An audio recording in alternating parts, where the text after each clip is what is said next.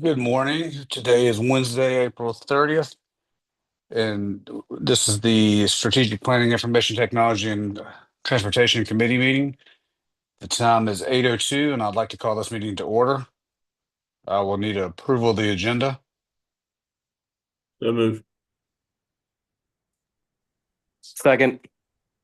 All right, all in favor? Aye. Aye. All right, next item on the agenda is the approval of the minutes from the February 26, 2025 meeting. I need approval. So moved. Second. All in favor? Aye. Aye. Aye. All right, thank you. Next item on the agenda is the technology update with Mr. Jay Parker. Okay. Thank you, Mr. Helms. Good morning, Chairman Bench and Dr. Houlihan and board members. Good morning. Today I will cover three topics. The first one being the grade 3 through 5 Chromebook. As you know, we want students to have the best devices possible. And our staff also every 5 years, we have a life cycle process where all of our devices are replaced at that 5-year mark to meet the ed tech demands and provide the best tools for learning. And part of that process was the grade 3 through 5 Chromebooks. We issued an RFP in early February on a public bid, soliciting as many vendors as possible for this product. We look for the best possible package for our district. We're vendor agnostic. So we opened it up to every vendor and asked for their best proposals. As mid-March came, we collected 18 bids. We narrowed those down to the top 2 prospects. And during those prospects, we narrowed that down to Lenovo and into HP for both of them. And I will share my screen and show you part of the process that we have gone through for this. As you can see, we're on the grade 3 through 5 Chromebooks. This is the memo that is part of the board agenda to allow you to see the more details with the process. But as we narrowed it down to our top 2 candidates, which was HP and Lenovo, both of those, we solicited feedback from our parents and PTA, from our central office, teachers, principals, academics team. And we actually sat down with students in 5th grade to have them give us feedback and tell us what devices that they prefer and would use best in classroom environments. As a result, Lenovo received the highest score of 91. HP received a score of 59.6.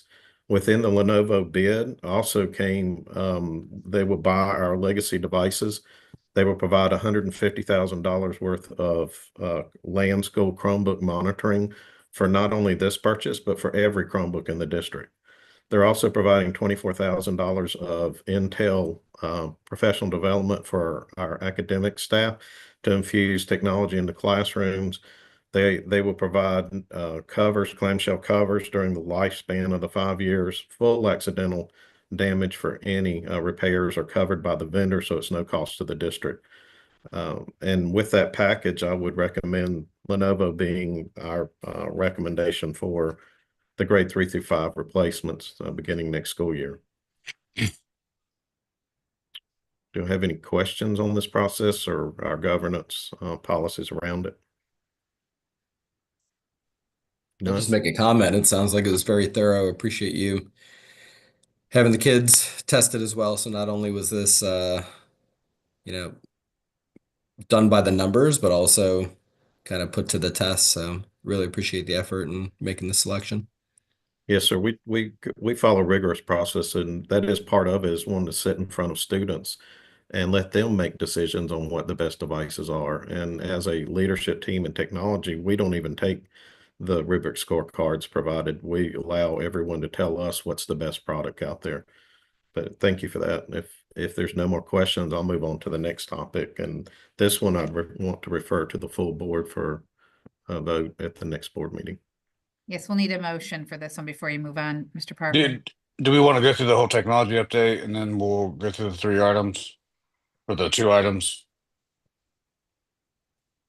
I mean, I'll make a motion that we recommend Lenovo for the provider for the Chromebooks. Second. All right, all in favor? Aye. Aye. Okay, my next topic is the annual renewal of our Microsoft licenses. Also within the board agenda, I have a memo here outlining our Microsoft renewal. This is a yearly process. It's $415,000 for the renewal process, which is actually down about 25,000 from last year. We negotiated some on our Microsoft Teams fees, but this covers our core operating systems, Office servers, client access licenses, those type products. And this, since the cost is over $100,000, we wanted to bring it to the full board and also have this brought up for a vote too. There's with the teams, does that include, I know we were switching over the phone system to Teams, does that include that and everything? Yes, sir. It includes everything. We have a mixture of licenses where Microsoft offers education licenses. They call it A1, A3, and A5. Those are tiered licenses, with A5 being the advanced desktop and advanced threat protections. We have a mixture of all three of those licenses to find the best value for the district, but still meet the business needs of our phone conversion too. Okay, and the funding, does that come from the state or is that local funding for this? It's actually our O15 funding, which is part of state funding for as part of our district. We get O15 from the state, which is just that's an allotment for fines and forfeitures that we get, and we actually get to apply that towards this cost right here. Okay. So it's not local. Does anybody have any other questions with the Microsoft renewal? I don't. Not on, Motion's- Mr. Chairman. Okay, So you need- hearing none then, we'll need a motion to recommend this to the full board for our next board meeting. So So move. moved. Second. All right, I also. Thank you. Next update is the Infinite Campus conversion information. Yes, sir. This is informational for the board members and for our public. As you can see on the screen, we have a roadmap we developed actually in February of 24. We outlined a May 24th through May 25th roadmap, and you can see we broke it up into 4 quarters. We have 12 milestones, and within each of those milestones are many tasks tied to that. And a large majority of this is training our existing staff and teachers on the new platform for Infinite Campus. It's our new student information system beginning July 1st. The state implemented this in 2 phases. They have phase 1, where they selected some districts across the state. Most of them were charter. And phase 2 with the larger school districts, such as ours, coming on July 1st. We wanted to empower our staff and train them, but we also needed to sanitize and clean up data along the way and develop our internal processes. That's what is seen within these 12 milestones.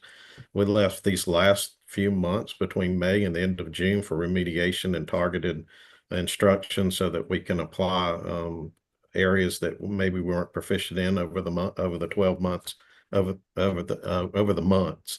And also we have now developed a partnership with NCDPI where we will offer trainings over the summertime for our teachers, and they begin July 31st, August 6th, and August 13th, because we need to make sure that we're closer to the start of school when we train our teachers and train our school champions. And as a result, those are reflected on the screen at the bottom. We also sent out invitations to all of our Power School staff, which means any instructional person or someone that had a need to be part of Power School. They were sent out all of the training platforms for Infinite Campus. And we also placed the startup pages now for training on all of our teacher startup pages. They have access with just a click of a button to start learning more about our Infinite Campus. Our data managers have been through many classes, intensive training, and we will hold our next one on May 13th, where NCDPI will come to Union County and hold a conference style training for a variety of our staff from our counselors to our school champions. And we're creating a FAQ page for our parents, because as you know, our parents will have a new platform to access in July. And we are going to send out information to them about how to claim their accounts, what is within the student information system, and how they can access it quickly on their phones through apps or through mobile devices. So this is just a quick overview of our transition. I feel like we have been very successful in moving our district from Power School to Infinite Campus. We have 2 training sites stood up where we have vetted data. We're in parallel environments between Power School and Infinite Campus to ensure that GPAs, report cards, all your courses, your demographic information, your medical information all transfer correctly. As a result, we are now in the 99 percentile where we feel like we have converted 99% right. We're working on the last 1% so that we're as clean as possible when we open up this new platform. But I feel really good about the transition. The Infinite Campus transition team has complimented our district, saying that we're one of the top districts in the state as far as clean data and having structured processes in place now to address anything that arises over this next school year.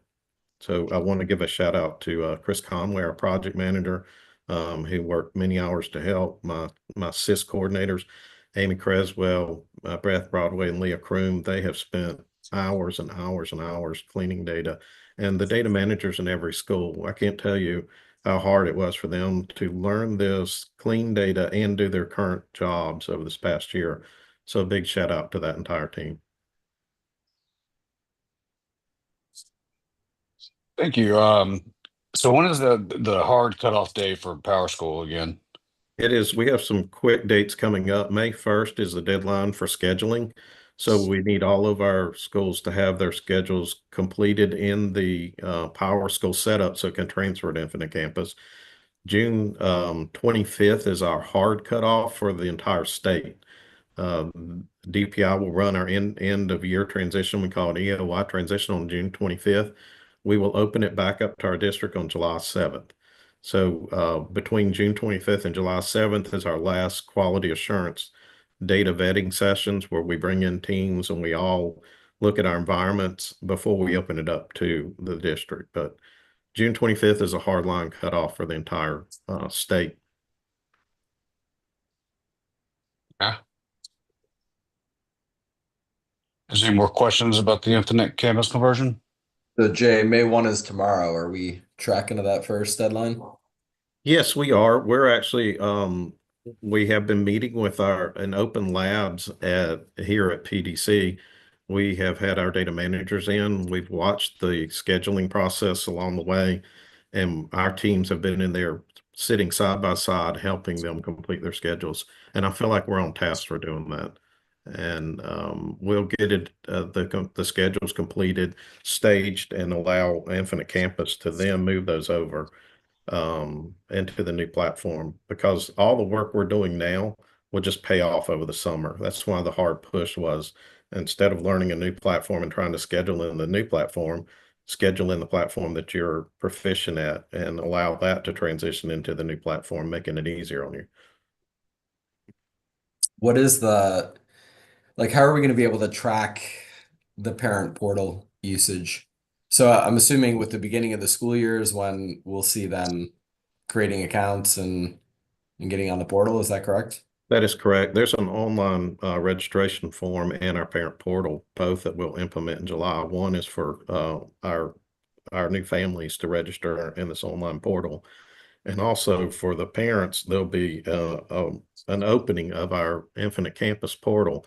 Within that, we have metrics and reports built already to tell us by school how many parents have signed up with this platform. And as you know, it's not a requirement, but it is something that makes it easier to partner with your child and support them through their academic years in Union County by being part of that portal. And Right. we have reports that show us, and we'll communicate to schools and let them know what percentage of their school has signed up for it. Are we going to have any, as far as open houses, are we going to have any support staff there or anything to answer questions? Yes, sir. We actually have been talking about that, having plenty of our existing data managers and our support staff there at those open houses to help parents claim accounts. We are going to open up devices in schools for those that may not have a device at home to claim their account. They could claim it there in the media centers at the schools. Great. All right, appreciate it. Thanks. Yes, sir. Jay, that May 13th class, Yes, sir. what will all of that entail? That it is a full day that DPI will send us 4 or 5 of their trainers, their top level trainers. They will come here and train our staff again on how to go through a registration process for the counselors, how to review academics on a child, course selection. It will cover our guardianships. It will cover how to schedule, again, reminding those newer data managers how to schedule one more time and it gives us a demographic and functionality overview where we have ad hoc reporting and issues in there. But they are going to do a conference style schedule here. So on May 13th, that will split up into 4 rooms. It'll be roughly an hour to an hour and a half per class. And the classes will shift just like you're in a school. You know, staff will move from one class to the next depending on their area of need or interest. And the DPI trainers will train the entire day. So they're only holding this for the top 6 districts in the state, and they're offering it to give us an extra boost of knowledge before the transition. So it's nice of DPI to do it, and we're going to take full advantage of it. If I wanted to sit in on there, would I be able to sit in on that? Oh, absolutely. Yes, sir. We've got plenty of room to do it. And we're counting on anywhere from 60 to 100 people to be here that day. And you're more than welcome. Any of the board members are more than welcome to come and sit in on those classes. Thank you. Thank you, Jay. Okay. There's no more questions. That's all I have to present today. All right, well, thank you. That was good information to have, and we appreciate everything you do. Thank you. All right, next item on our agenda is the activity buses with Mr. Colin Moore. Hello, good morning. Thank you for Morning. allowing us to be part of this morning. Morning. So yes, as part of our capital request, we have we do request funding for some activity buses. Mr. Joyner, our transportation director, is on the call. I'm going to ask him to kind of give us our process for determining which activity buses we do need to replace. So, Mr. Joyner, if you can chime in with that. Hey, good morning, everybody. Morning. So Morning. we don't have a historically, Union County Public Schools follows the yellow bus replacement schedule for activity buses. So the state guidelines for replacing a yellow bus are 20 years or 250,000 miles. Unfortunately, with activity buses, they usually age out prior to before they mileage out. So the list that was provided for capital funding, we've identified buses that are, I believe, they're 20 to 21 years old, and we have prioritized those depending on what funding that we're able to secure based on the maintenance requirements and the issues that we've had with them. See if I have any questions about that. How many buses was it in the Capitol again? We had 8 this year. 8. And how many activity buses in our fleet? I believe we have 35 total. So 8 of which are 20 years or older. Yes, that's correct. Going forward, will we be on more of a, like, what does the rest of the fleet look like? How should we expect replacement funding requests to happen go forward? Because So 8 out of 30 is a pretty high percentage, right?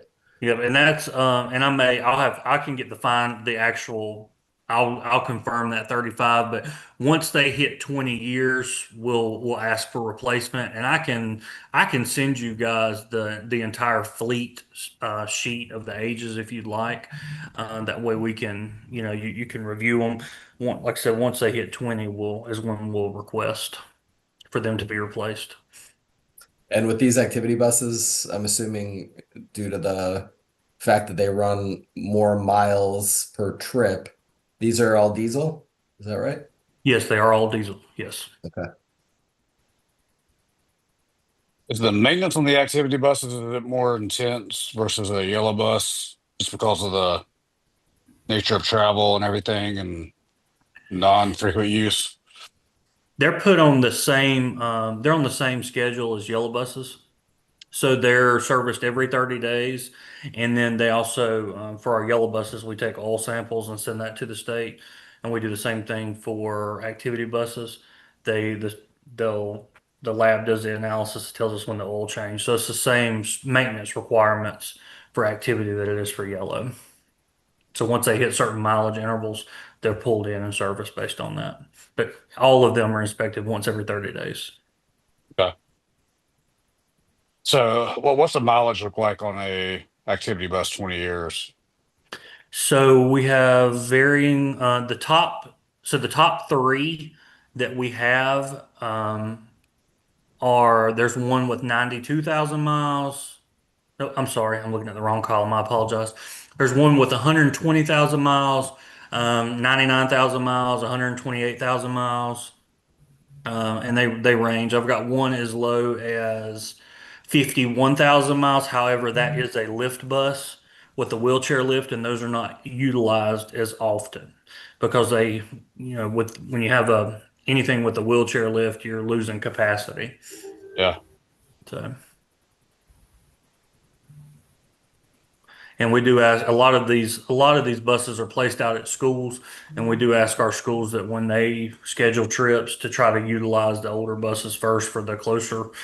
However, when you have a couple with high oil consumption, we try to keep those at the shop and just schedule them to go out locally. We don't want to send anything that we know has uses a gallon of oil on a trip.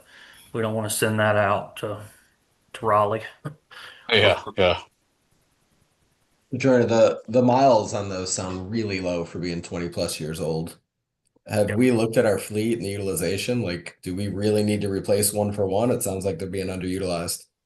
We do go through and look and see at the end of every school year we go and pull mileages on those. With the we placed 2 years ago when we put activity buses at middle schools that really we didn't add anything then, so we have less spares at the shop. However, even though they don't run as many miles, sometimes the not running a diesel and running it sporadically here and there can be worse than running it full time. They really need to be ran. Um, but we do look at the utilization and we shift them around as needed. So if one school uses one more than the other, we'll swap them around if needed. So I guess my question is, are we certain we have to do a one for one replacement on these? We can't reduce our fleet due to the fact that it doesn't sound like they're being utilized that much. No, I wouldn't recommend reducing the fleet. They, with the addition of the middle school athletics, they're using them more, and we've run into situations where, especially with athletics, when you have high schools, they may use all four of their buses. A lot of the high schools, all the high schools have four. I believe it's four activity buses, and the middle schools have one. Um, they may use them, and they may have to come and get a couple from our shop. So I think if we were to reduce that fleet, it would not be a wise thing.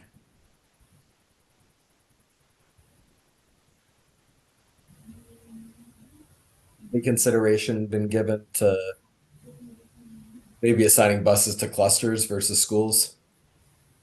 So we were doing that at one time. We had everything going out from the shop. And a few years ago, we decided that it was best to put them where the athletic directors could use them. The athletic directors schedule the ones at the high schools. Um, the middle school athletic directors schedule theirs. That way they're there for their needs and they're not having to go through us at the shop and then scheduling the pickup and drop off at the garage. They have those on site and it streamlines the process and makes it easier for them to use. However, we do manage on the back end, tracking the mileage and of course the maintenance and fueling and all that, all that's necessary. And we shift around once again in the summer as needed based on fleet utilization. So, I mean, some of the miles that you read out, like that's collector car mileage on a 20-year-old car, right? Like it just Mhm. seems like it's really being underutilized. It's Um, I would imagine like we could get a pretty penny for them if we go to sell them as well, because it sounds like they got a lot of miles to run still. They do, however, the top three that I named off have really high oil consumption, and they have our highest of our highest cost oil Mm. cost to date, and they've had to be sent out for numerous repairs, and one needs some serious engine work done to it. Yeah, They're Chair. the other five as well. Like I'm sorry. I'm just trying to be cost conscious. Like No, I I understand. understand that it just sounds like these have a lot of miles still to go on them. Um, being a diesel engine, right? Like I don't know. It sounds like they're being really underutilized. I just kind of challenge, is there one, a way to better utilize these and get more mileage on them? And I understand like if they're at a school, you don't have teams traveling every single day or week, right? And that's typically when you're utilizing them. I don't know. It just seems like I'm kind of putting a challenge to you to look to see if there's a way to better utilize, get creative, and I'm all for kind of revitalizing the fleet, right? Because a 20-year-old bus sounds like it does have some years on it, but when I hear the mileage after 20 years, it just sounds like these things are just sitting. So Yeah. And you are right. A lot of them, a lot of these do sit. There are some of these, just to note, some of these are not equipped with air conditioning. So in the summer months, the teams they prefer to use their newer buses, rightfully so. I mean, it does in the middle of the summer, it does get hot on a bus with no air conditioning. But I mean, we can certainly look at shifting those and bringing some of our newer fleet into the shop and having the schools run the older ones first. I mean, we have no problem doing that. Yeah. Yeah, Uh, I think we can definitely look Chairman, into that a little bit further. uh, Hey, Jim. Chair Mariel, I will tell you this, as a coach, the last thing you want to do is not have appropriate activity buses. That is, even if it might appear that there's staggered use, it may have that appearance. But you know, the la the worst thing in the world is to have that need right then and there, and they not be there. So I think what they're doing in terms of one, leaving them at the schools, providing that, we could always look at better ways. But I can tell you, these schools utilize these activity buses a lot. I hear you. It just doesn't sound like it when I hear the mileage after 20 years. So maybe we're using them a lot now and weren't at the beginning, but I just challenge if you guys could take a look at it. And one, do we need to replace all eight? Two is, and I'm fine with retiring all eight, but do we need to replace all eight? And then two, like how do we get more creative going forward to get better utilization out of these things? Okay, we can do that. We can look at ways. And the ones we're replacing, you say they don't have air conditioning? Some of them do, some of them don't. Once again, our top three consume quite a bit of oil, and they've been. I mean, we've done pretty serious engine work to those. One of those has had a used engine swap. So some have, some do have air, some don't. I imagine the ones without air are probably your lowest mileage ones. They are, and on the list of eight. There are four of them that actually five of them that one of the previous directors went to Oklahoma and purchased used. Um, and when you do that, you run the risk of the buses not being in spec with North Carolina. So, some of those were not equipped with air conditioning. And they've got some pretty severe rust issues. They're safe. We have to put more maintenance into those. And I guess just from a general perspective, what's the difference between like a newer bus, like technology wise, versus a 20-year-old bus? Is there any change really? I mean, the biggest thing now with the newer ones, the state has standardized all the buses. They all have, the diesels are all Cummins engines with Allison transmissions, whereas these there are some with VT365 engines. I've got some internationals.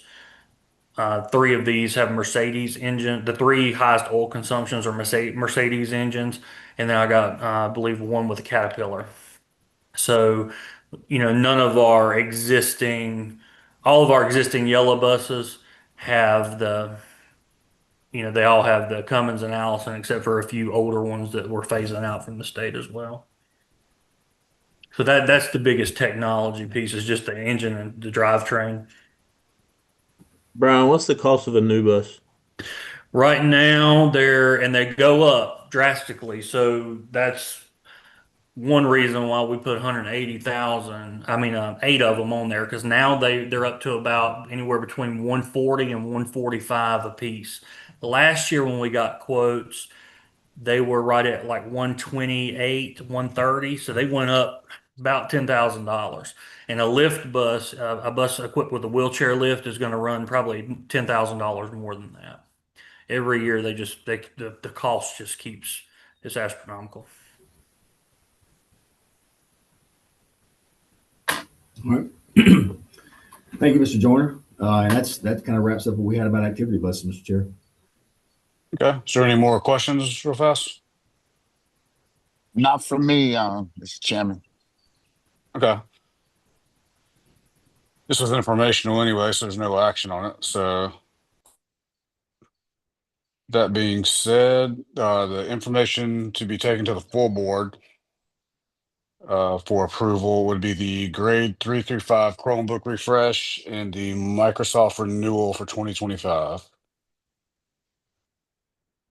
And our next meeting is scheduled for May 28, 2025 at 8 a.m. And I will entertain a motion to adjourn. So move. Second. All right, all in favor? Aye. Aye. Aye.